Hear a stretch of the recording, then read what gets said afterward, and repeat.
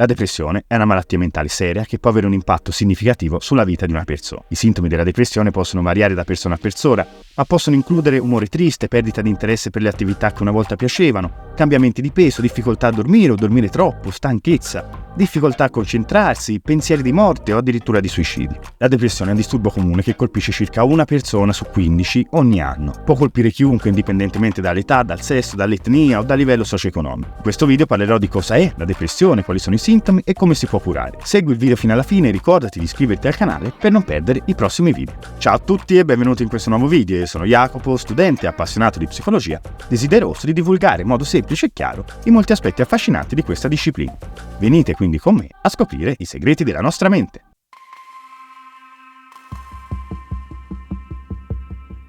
La depressione viene inquadrata nel DSM-5, nel manuale Statistica e Diagnostico dei disturbi mentali, tra i disturbi dell'umore, ovvero quei disturbi che comportano alterazioni della sfera emozionale gravi e invalidanti. I sintomi principali della depressione sono uno stato di profonda tristezza e l'incapacità di provare piacere. La tristezza fa parte dell'esperienza comune nel corso della vita e la maggioranza delle persone afferma in un qualche momento della vita di sentirsi depresse. Teniamo a mente che comunque i sintomi della depressione possono variare.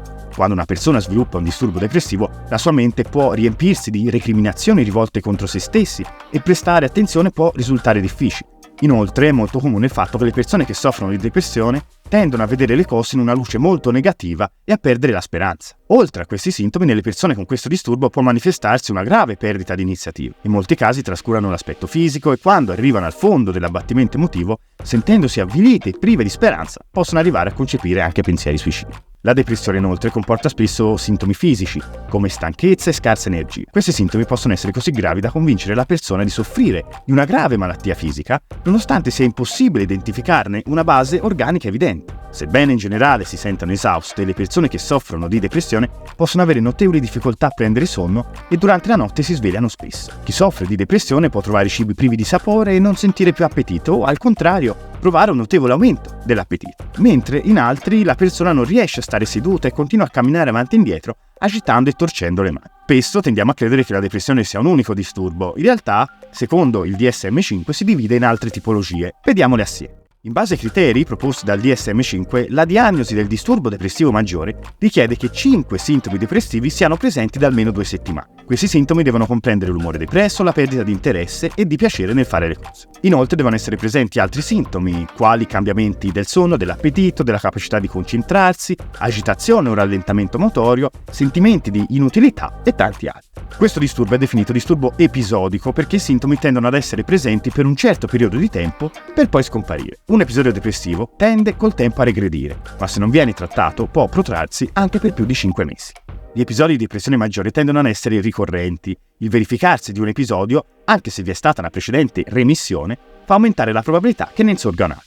Vediamo ora un'altra forma di disturbo depressivo chiamato disturbo depressivo persistente. Le persone che soffrono di disturbo depressivo persistente si sentono cronicamente di umore depresso. Più della metà del tempo, per un periodo di almeno 2 anni, sono tristi e traggono scarso piacere dalle abituali attività e passatempi. In più presentano almeno altri 2 sintomi tipici della depressione e che abbiamo visto all'inizio del video. Attenzione però, anche se la diagnosi di disturbo depressivo persistente richieda un numero di sintomi minore rispetto alla diagnosi di disturbo depressivo maggiore, non bisogna fare l'errore di credere che questo disturbo sia meno grave della depressione maggiore. Vediamo ora alcuni dati relativi alla prevalenza e alle conseguenze sulla salute di questo disturbo. La depressione maggiore è uno dei disturbi mentali più comuni. Secondo i dati diffusi dalla Società Italiana di Psichiatria, nel nostro paese la depressione maggiore colpisce 7,5 milioni di persone, ovvero il 12,5% della popolazione. I disturbi depressivi sono poi più frequenti nelle donne rispetto agli uomini. Inoltre un dato molto importante è quello relativo allo status socio-economico.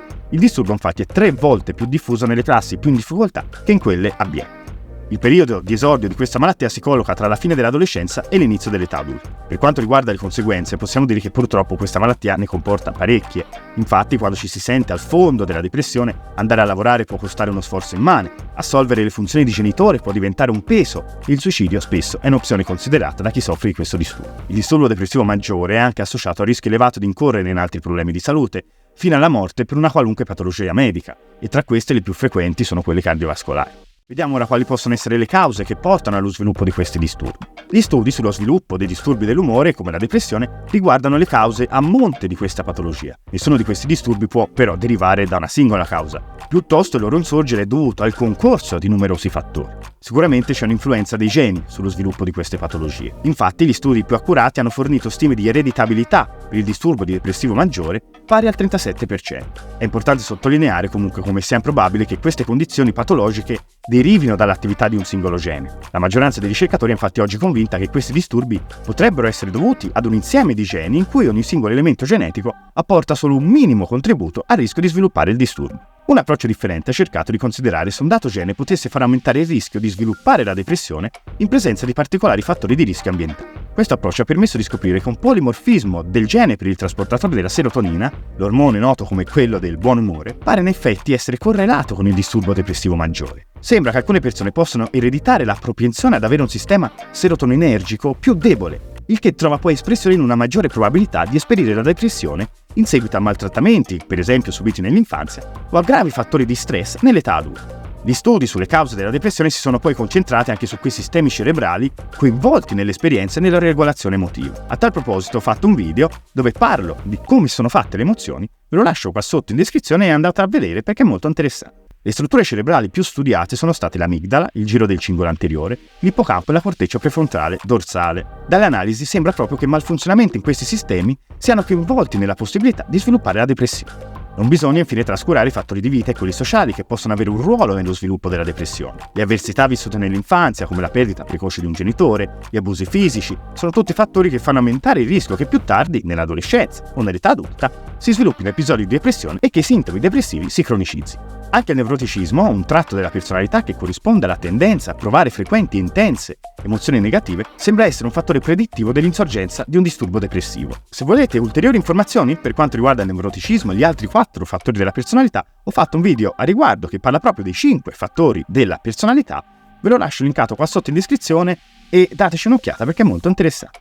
Analizziamo ora quelli che sono ad oggi i trattamenti più efficaci per trattare la depressione. Tra i trattamenti più efficaci troviamo la psicoterapia interpersonale, che si focalizza sull'esame dei principali problemi interpersonali della persona, come cambiamenti di ruolo, conflitti con gli altri, lutti, isolamento sociale. Di solito il lavoro del terapeuta e della persona si concentra su uno o 2 di questi temi, allo scopo di aiutare la persona a identificare i propri sentimenti a riguardo, a prendere decisioni importanti e a intraprendere dei cambiamenti per risolvere i problemi a essi collegati. Questa psicoterapia tendenzialmente è di breve durata, circa 16 sedute. Dai vari studi è emerso che questo tipo di psicoterapia è effettivamente efficace nell'alleviare il disturbo depressivo maggiore e sembra anche prevenire le ricadute quando il trattamento viene continuato anche dopo la guarigione. Una forma di terapia molto utilizzata è quella cognitiva. In questo tipo di psicoterapia il terapeuta insegna al cliente che il nostro pensiero può influenzare moltissimo il nostro umore e che il colloquio negativo che porta avanti con se stesso ogni giorno contribuisce a farlo sentire depresso. Il terapeuta cerca di aiutare la persona con depressione quindi a cambiare le proprie opinioni